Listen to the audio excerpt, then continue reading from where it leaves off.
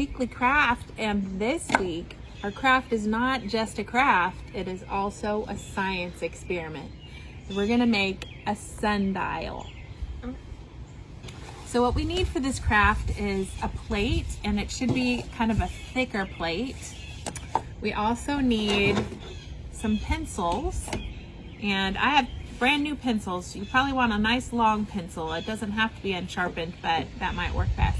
And then you'll also need some markers. So the first thing that you're going to want to do is ask a parent to help you start a hole in the middle of your plate, right in the center as much as you can. And that's where we're going to work our pencils in so that they can stand up right in the middle of our plates. You can just practice having it there and make sure it's going to work. And then what we're going to do is decorate our plates.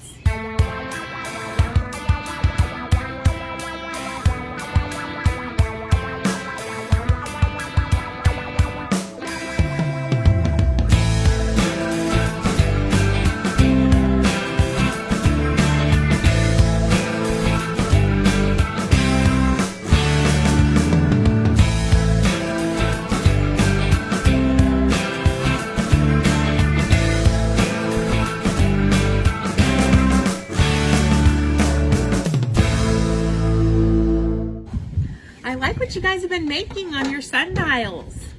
I see some stars, and Rayleigh has sundial written on it and some decorations. I kind of drew mine to look like a sun. Do you guys remember the story that we heard this morning? So the story was about Joshua and the Israelites, and they were coming into the promised land.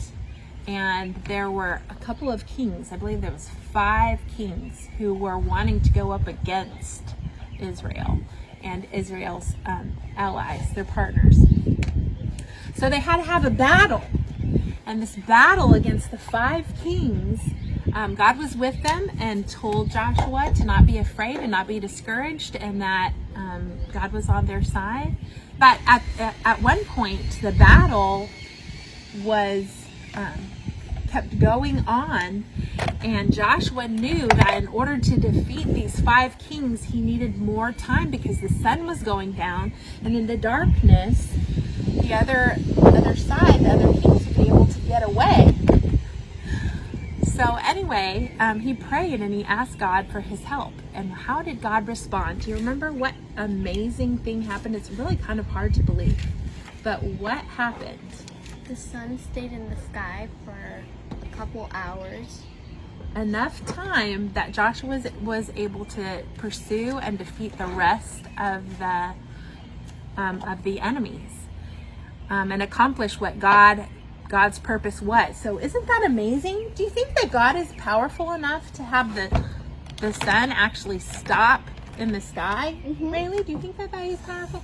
How about a person? Is there any person on earth that would be able to have that much power to stop the sun? No, certainly not.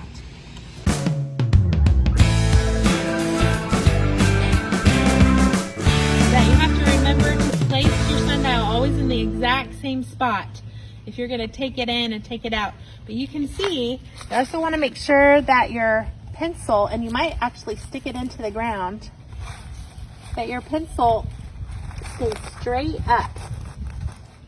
And then you can see the shadow on your plate, just like a clock.